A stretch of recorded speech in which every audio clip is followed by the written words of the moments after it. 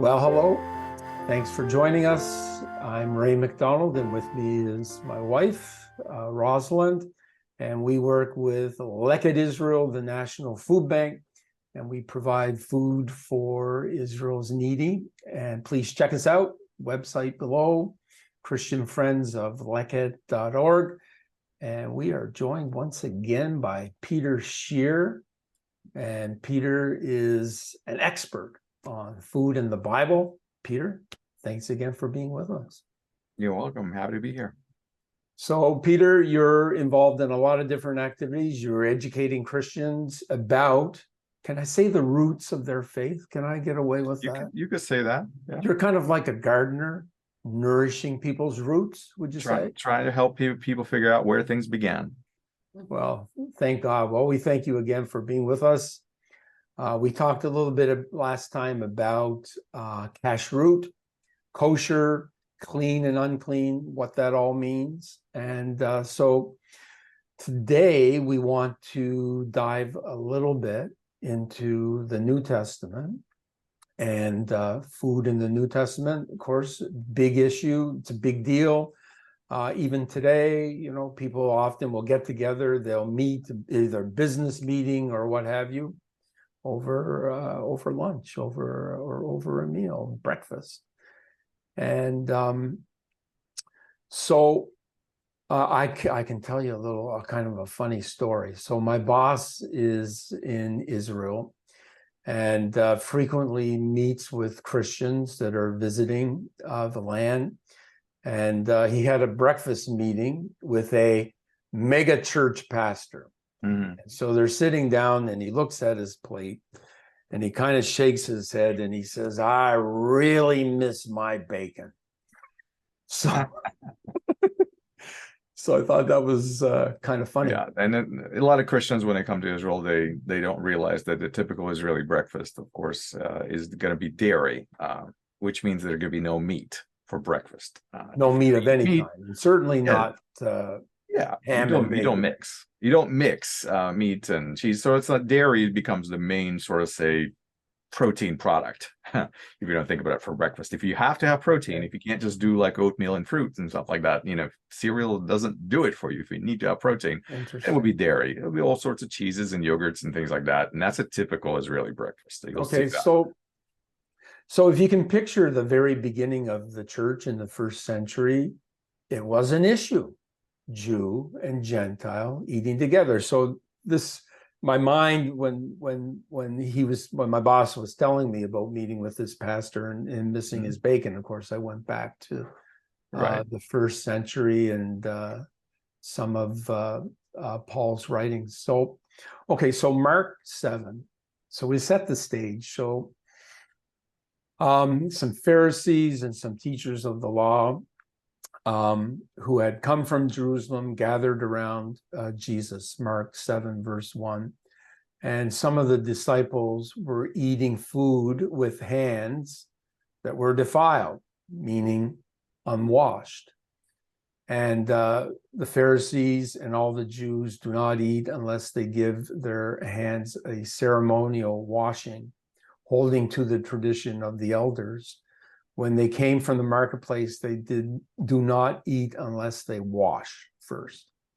And they observe many other traditions, such as washing cups, pitchers, and kettles. So we have this expression about putting a hedge around the Torah, perhaps. There's something happening there, and you can maybe talk a little bit about that.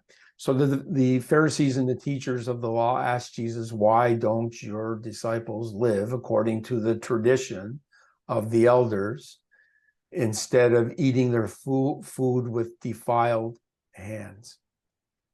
Okay, so what's happening here, Peter? I mean, there isn't a mitzvah or a law or a commandment regarding, as kids, Ray, Peter, wash your hands before you come for dinner. Cleanliness is next to godliness, they say, right? So that's the idea. But no, there's no commandment in the Torah that says thou shalt wash your hands before thou eatest or anything like that.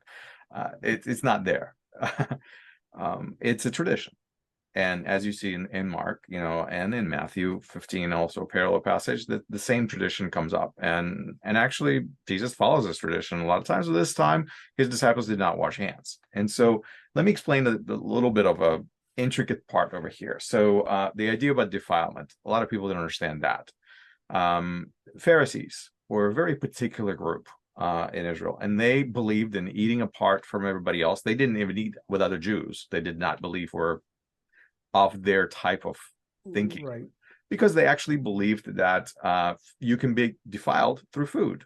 You can eat food that is clean and good. We talked about clean and unclean, right? So if the food is clean, that I should eat it and everything would be fine, except if somehow that food was treated inappropriately and it became defiled. So they believed that that defilement could pass on from whatever that source of defilement is to the food. And now that I eat this food, let's say my hands are defiled. I touch things that I shouldn't have been touching. And we live right now in a very clean world. Everybody walks with a little hand sanitizer and they squirt it out and they're germ free, right? But ancient world was not like that. Plumbing didn't really exist. The gutters, in the middle of the street, there was a trench. You walk the streets of Jerusalem today and you see those little trenches in the middle of the street today they're used for water runoff. But in the ancient times, that would have been sewage. So here you have sewage right in the middle of the street, and you're walking through that. And you're going to walk off the street into a person's house, and you're going to start eating. That's a little bit of a problematic. You can see how that could be an issue. So people wash their hands for practical reasons and for ceremonial reasons, because they realize that, it's not right. I've been walking around the marketplace. I've been touching things. Who knows what those people have been touching? Did they wash their hands when they went to the bathroom last time? When I shook their hand or whatever, or I handled the same things? There were a lot of purity concerns. And so the Pharisees believed that impurity actually passed on. Like impurity is like a little something that attaches itself to an item. And then, of course, if you consume that food with hands that you haven't washed, then that impurity passes on. Like almost like contagion of some sort, And like so a ritual impurity. Yeah, I mean, impurity is impurity. I mean, God says that there are certain things that you do not touch. When you touch them, you become impure, right? And impurity is not becoming impure is not a sin. It's a fact of life. Yeah. It's just something that happens to you. Okay, and so the only way to cleanse yourself is to wait out a period of time, do a washing, a ceremony, and that's what the Torah says to do, right? So if a person touches a dead body, they're supposed to wash themselves, wash their clothes, and then after that, after a day passes by, they can go and worship in the temple. But they can't just touch a dead body and go walk into a temple. And it really has to do not with them, but it has to do with God, because God says, you don't approach me this way. You are unclean. You are defiled. And so it's really all about our relationship with God more than anything else. And so Pharisees believe that this impurity, when we sit down to eat, we invite God, right? We say a blessing. We realize that we're communing with God in many ways. We thank God for this food. We recognize it comes from Him. And so it's a meal that's shared in God's presence, and He's like right there with us. Yet at the same time, what if there's impurity involved with that? But that would not be correct. And so what Pharisees did is they followed a lot of the rules that the priests followed in a temple. They did so voluntarily. They didn't do so because they had to. They just felt like worshiping God was really important to them. So essentially, they were going to take all the precautions they needed to take in order to make sure not offend God, essentially. So they took upon themselves a lot of the ritual purity rules that priests had to follow, and they transferred those rules into everyday life. But not all Jews believed that in that era and in that period. And that's what you're actually seeing in the story in Mark and Matthew. You have a group of Galilean Jews who don't quite follow those teachings. And then they have a group of Pharisees who do, and they're really surprised why. They say, Rabbi, why do your disciples eat with their hands unwashed, right? And they kind of challenge him. And then he gives them this long answer about what goes in, what comes out, what's clean, what's unclean. And then that's where we get this statement, and thus he declared all foods clean, which is actually just not something that Jesus said. It was a parenthetical statement by Mark, kind of an explanatory statement. But if you read the whole story, you'll understand what they're eating is bread. Okay, so did he declare that bread is basically good enough bread to eat? Yeah, that's what he said. Now, I realized that a lot of Christians would say, well, he declared all foods clean. Well, guess what? They weren't eating all foods. They were eating bread. There was no lobster on the table. So it's not like he said, now that lobster, I say it's clean, done. Let's eat it. No, they were eating bread.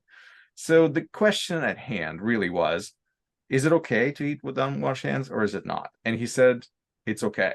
That was his judgment. And he gave his reasons, and he explained, the defilement comes from a different place. The defilement is really more internal than external, that it comes out of human beings, not into human beings. So we don't take it in, we bring it out. And that was his explanation of Torah. And so on that point, he differed with Pharisees, and they had a disagreement. That's what you're seeing in Mark 7 and Matthew 15. Very interesting. So many Christians take that declaration by Jesus, thus he declared all foods clean, as literally. That they actually take it too broad. Jesus was taking the dietary laws right through Leviticus and just wiping them clean. They were not talking about that. That was not the issue of their dialogue. That was not the point. It's like if you and I are talking about something and then you say something and I take what you said and apply it to something completely different that was not even a topic of our discussion. You say, but Ray said this. And then I'll quote you back to you, and you say, I did say that, but I didn't mean it like that. I didn't apply it to all of these things, right. So sometimes we can, our words can be used against us essentially by taking them way too broadly. And that's what I think people do with Mark 7, honestly. Plus, remember, Jesus wasn't even talking to Christians because no Christians were following him. There's no Christians in the story over there. There's no Christianity. He's not addressing even Gentiles. These are Jews talking to other Jews about what's right and what's wrong. And they argue. And so Jews do that all the time. I mean, the entire Talmud is filled with arguments of Jews disagreeing with each other. And that story in the gospel is really no different from that. And so they have a slightly different understanding of how these commandments should work out. Now, what people do with it, unfortunately, is they take that and they transfer it to themselves. And I want for people to understand that has nothing to do with it. That if they need a license or say to eat whatever they want to eat, it doesn't come from that passage. It comes from another place. It comes from the fact that God has not asked the whole world to eat the way God has asked Israel to eat.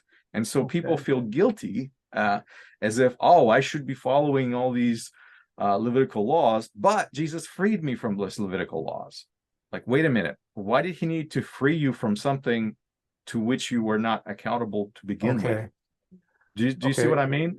If you're not a part of this agreement, if you didn't sign that contract, if you didn't stand at the foot of Mount Sinai and say, all these things you said we will do, I mean, you weren't there. So how could you possibly be held accountable for something you'd never agreed to be held accountable to? And this is where I think people, they feel guilty, so they try to find a justification, and they quote Mark 7, and they say, "This is it. This is my freedom verse. This is the gets me out of the contract clause." Yes. Interesting. Okay, so in our next time together, I would like to talk a little bit further about requirements of Jews, requirements of Gentiles, Christians. But there's another thing that just comes to my mind. Here, thus Jesus declared all foods clean. Like in our 20th century America, what we think of as food is a pretty wide range of items on the menu. But to the Pharisees, to the teachers of the law, to the Jesus and his disciples, when they say food, they're not thinking of shrimp and lobster, right? So that would be in the food category for them. It's just like most Americans do not think of cats and dogs as a food category, right? So if I declared all foods clean, then let's have a barbecue and take our pet dog and throw him on a Barbie, like that. That would not go into people's minds, right? Because these are non-food items for us. Yes. Same thing. Exactly. Okay, so I just want to quickly cover another food-related New Testament scene, and that is Peter. He's down in Joppa. He's up on the roof, and he sees a vision of various animals. And he hears the voice, "Rise, Peter, kill and eat." And so Peter says, "No way, that's not no, absolutely cannot." But he hears the voice again. So Three times he says, "I'm not going to do this." Yeah. So what's Peter seeing? And is this all about what Peter's going to have for dinner tomorrow? What's happening there? So another fascinating passage in New Testament. So New Testament has quite a few passages about food, obviously, but the ones that are controversial are the ones that you're bringing up, so, which is good. Let's talk about those. Let's tackle the hard ones. So obviously here we have a vision, and the vision is not really about food. I mean, if you read the entire narrative of Acts chapter 10 and 11, too, like kind of together, you'll realize that it really is about Cornelius. So here it begins with the story of Cornelius praying, and God answers to him, and he said that he's going to send him someone special. And then God comes to Peter and says, "Guess what? I need you to go see these people." And as he sees this vision, and as he says, "No, no, no, I'm not going to eat these things," that God shows to him in a vision, at that very moment, the people from Cornelius are knocking at his door, and it's like, it's a sign. It's like he's being told, go to Caesarea, visit this man, he deserves it. And yes, the problem, he's a non-Jew, and that means that you're going to have to go into a non-Jewish house, and that means they're going to offer you hospitality, and that means you're going to have to share a meal with them. Now, most of the time people assume that just because a Jew eats with a non-Jew, that what's going to be on the menu is shrimp and bacon and all that kind of stuff. I mean, but let's be realistic. That's not what people ate most of the time. There was plenty of choices, and most diets were actually very vegetable heavy. They were very, very vegetarian sort of say diets, and so people did eat meat, but it wasn't like a everyday thing. And even if you had them frieds, maybe you cooked something and things like that. But people assume that just because somebody goes to visit a non-Jew, like this Roman centurion, it will be something unkosher on the table. Now, the issue is eating with somebody who is not Jewish. It's not what they were eating, it's who Peter had to eat with. That's what made him most uncomfortable. And in fact, in Acts 11, when he goes to Jerusalem and his friends confront him, they said, "You went into the house of a Gentile and you ate with them." They're not saying, "Oh, you ate bacon or shrimp or something like that." That's not what they're confronting with. It says, "You went into the house and you ate with this person who is not the kind of person you're supposed to be eating and sharing meals with." So they're upset not with what he ate, but who he ate with. That's what that story really is about. And the vision that we see is a representation of the nations, essentially. That's the food in the vision represents the nations, which Peter considered to be untouchable, not edible, not something that he should deal with. Wow. And that's what he's being told in a visual way, basically, do it. I know you don't feel like it, but this is what you're being asked to do. And that's the tension for him. So he has to overcome some serious cultural barriers, essentially. And I realize that this is another one of those passages that people make all about what's allowed and what's not allowed. So since Peter was told to eat all these things that he's not supposed to eat, that's what we're told to eat. Well, no, that was actually vision for Peter, because he had some certain cultural barriers to climb over in order to get the gospel message to Cornelius, whom he later cites as, an example in his sermon in Acts 15, when he's basically talking to other disciples and they're deciding, what should we do with these non-Jews? How should we treat them? How should we classify them? Do we need to circumcise them? Do we need to ask them to follow Torah? And he says, no, look, the Holy Spirit came upon Cornelius and all these people in his household without them becoming Jews. They were just as they are. So why can't we just let them be as they are? And the apostles came up with a different way of sort of incorporating people into their community who were not Jewish. So I want excellent, Peter. So I want to talk about that next time. We're going to unpack that a little bit further. One of the verses that I like in Acts 10, verse 22, it's the description of Cornelius, a just man, one who fears God and has a good reputation among the Jews. Almost like Ruth. Is Cornelius the type of guy your God is my God, your people will be my people. Kind of. So there are different people in that era, in that time, non-Jews who had intersection with Judaism. Some of them have come out and basically, without becoming Jews, they said, we really see something in Judaism. We really see something with Jews and their God, and we're going to live within their community and be like them, but we're not going to become them. And this is what Cornelius was. He's called a God-fearer. And so this particular category of non-Jews were called God-fearers. Now, if he became a circumcised man, he would become a proselyte. He would become a full convert.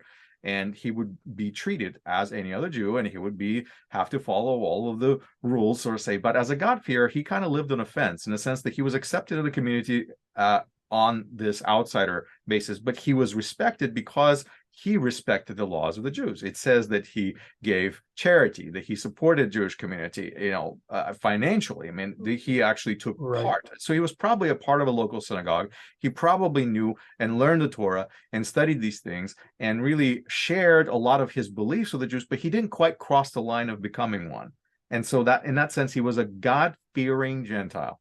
And that is sort of say why essentially Peter comes to him, because he is, by many purposes, he already lives like a Jew. He knows what Jews are supposed to live like. If he's interacting with people in the synagogue, he knows that if a Jew comes into his house, this is a special thing, and he's not going to roll out, the bacon, sort of say, for them, because he already knows these rules. He's a God-fearing man. He's a part of a Jewish community. He certainly understands that there are certain lines that Jews are not expected to cross. So if you're going to have somebody to your house and they're vegetarian, are you going to cook a big, huge roast for them? No. So you accommodate your guests in a proper way. And I'm sure he did exactly that.